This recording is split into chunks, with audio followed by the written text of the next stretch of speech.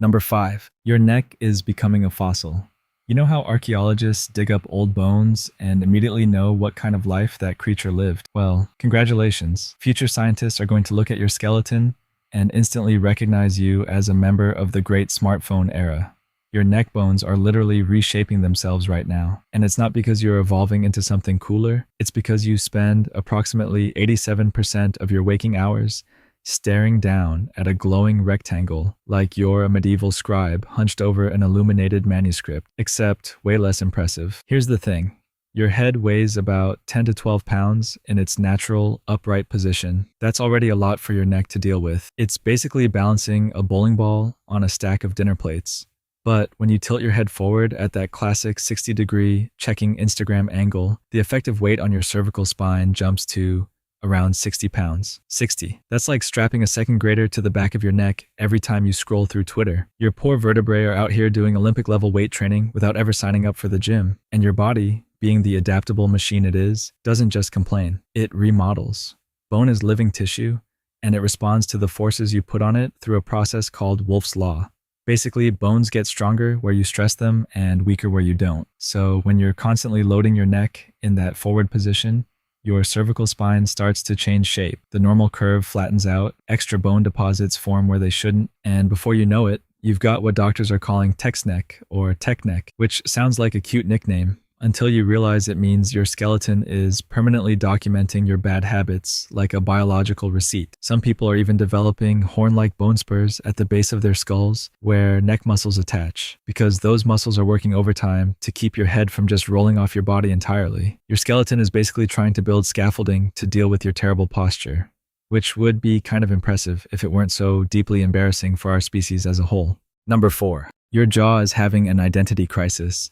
Let's talk about your temporomandibular joint, or as normal humans call it, your jaw. This little joint is one of the most complex in your entire body, and you're destroying it with your phone in ways that would make an orthopedic surgeon weep into their medical degree. Because it's not just your neck and back that are suffering here. Your entire head is getting involved in this anatomical disaster. When you're constantly looking down at your phone, your jaw shifts forward to compensate for the position of your head. It's like your body is trying to keep everything balanced. So when your head goes forward, your jaw follows along like a loyal but confused sidekick. This forward head posture puts abnormal tension on the muscles that control your jaw, the masseter, the temporalis, and all their overachieving friends. These muscles are supposed to help you chew food, talk, and occasionally yawn dramatically. They are not designed to spend all day fighting against gravity to keep your head from rolling off your body. The result? A stunning array of jaw-related nightmares. People are experiencing more TMJ dysfunction, which is when your jaw joint gets inflamed, painful, or just decides to stop working correctly. You might get clicking or popping sounds when you open your mouth. You might develop chronic jaw pain. Some people can't fully open their mouths anymore without discomfort. And let's not forget the headaches, because when your jaw muscles are constantly tense, they can refer pain all the way up into your temples and forehead. Your body's basically sending distress signals to your brain like, hey, something is very wrong down here. And your brain interprets it as time for a migraine. But here's where it gets even weirder. Your jaw position affects your bite, which affects how your teeth come together, which affects the wear patterns on your teeth, which can eventually lead to dental problems. Some dentists are reporting an increase in worn down teeth and even cracked teeth in younger patients, and they're linking it to the muscle tension caused by forward head posture. Your phone is giving you dental bills. Let that sink in. You're literally grinding your teeth down because you couldn't wait 5 minutes to check your notifications. Number 3. Your shoulders are staging a revolt.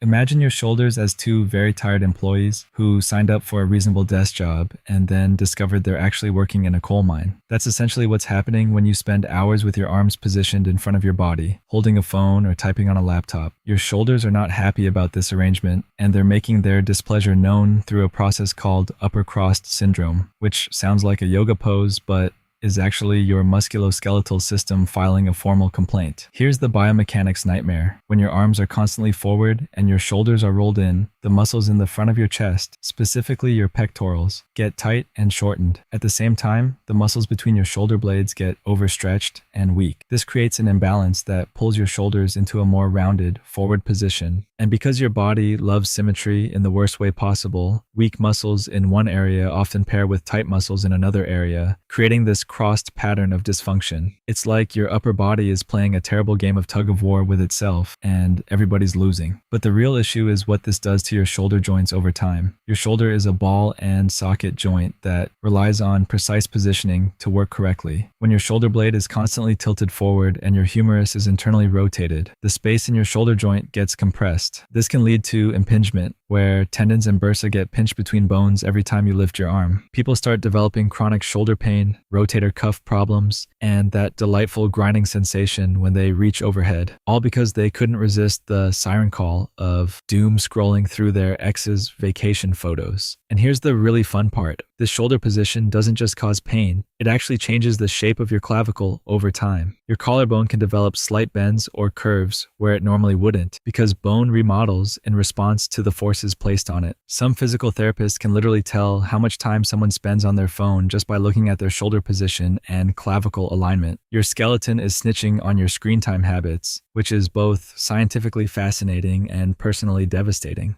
Number 2. The phantom vibration syndrome conspiracy. This one's gonna sound fake, but it's disturbingly real. You know that feeling when you think your phone is vibrating in your pocket, but when you check it, there's nothing there? That's not just you being paranoid or too attached to your device. That's your nervous system literally hallucinating phone notifications. And it's a documented phenomenon that researchers have given the delightfully dystopian name phantom vibration syndrome. Your brain is so conditioned to expect phone alerts that it's creating them out of thin air, like a very specific and very sad form of sensory delusion. The science behind this is actually about pattern recognition and anxiety. Your brain is constantly monitoring sensory input from your body, trying to figure out what's important and what's noise. When you condition yourself to respond immediately to phone vibrations, checking every notification, reacting to every buzz, your brain starts to prioritize that sensation. It creates a low-level state of anticipatory anxiety where you're always kind of waiting for the next alert. And when your brain is in this hypervigilant state, it starts misinterpreting other sensory signals as phone vibrations. That muscle twitch in your leg, phone buzz. That slight pressure from your pants shifting, definitely a text message. Your nervous system is basically crying wolf, except the wolf is a group chat notification. Studies have found that up to 90% of people with phones experience phantom vibrations regularly. 90%. That's not a small quirk. That's a widespread neurological phenomenon affecting nearly everyone with a smartphone. Some researchers compare it to tinnitus, that constant ringing in your ears. Except, instead of phantom sound, you're experiencing phantom touch. Your somatosensory cortex, the part of your brain that processes touch, is firing off false alarms because it's been trained to be hypervigilant about a specific type of tactile input. But here's where it connects to your actual physical structure.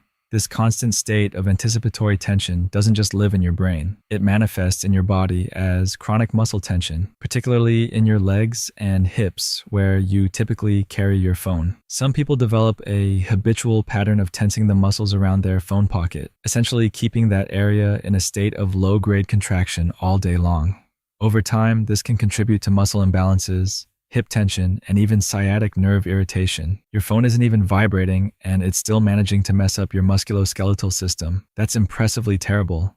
Number 1. The hunchback of modern times. Picture this. You're walking down the street, and you see someone from behind. Their shoulders are rolled forward, their upper back is curved like a question mark, and their head is jutting out in front of their body, like a confused turtle. You think, wow, that person has terrible posture. Then you catch your reflection in a store window and realize, oh no, that's you. You are the turtle person. Welcome to hyperkyphosis, which is just a fancy medical term for you're turning into Quasimodo, but make it digital. This is what happens when you spend years with your shoulders hunched over a desk, a laptop, or a phone. Your thoracic spine, the middle part of your back, starts to curve forward more than it should. And again, this isn't just a posture thing you can fix by remembering to sit up straight. This is actual structural change to your spine and the surrounding soft tissue. Here's how it works. When you slouch forward, the muscles in your chest get tight and short because they're constantly in a contracted position. Meanwhile, the muscles in your upper back get stretched out and weak because they're never actually working. It's like if you kept one arm bent 24/7, eventually your bicep would get permanently tight and your tricep would forget how to function. Your body is just trying to be efficient. It thinks, oh, we're living in this hunched position now? Cool, let me optimize for that. And then it does, which is the problem. But it's not just muscles. the bones themselves start to wedge together at the front of your spine, creating an even more pronounced curve. The intervertebral discs, those squishy cushions between your vertebrae, get compressed unevenly, with more pressure on the front than the back. Over time, this can lead to actual structural deformity of the vertebrae themselves. They start to become more triangular instead of rectangular, which sounds like a geometry problem, but is actually your skeleton giving up on its original architectural plans. And the kicker? Once this curve sets in, it's incredibly difficult to reverse. You can do physical therapy, strengthen your back muscles, stretch your chest, and yes, those things help, but you're basically fighting against bone structure at that point. It's like trying to straighten a tree that's been growing crooked for 10 years. Good luck with that. Your spine is out here committing to the bit, and the bit is permanent slouch.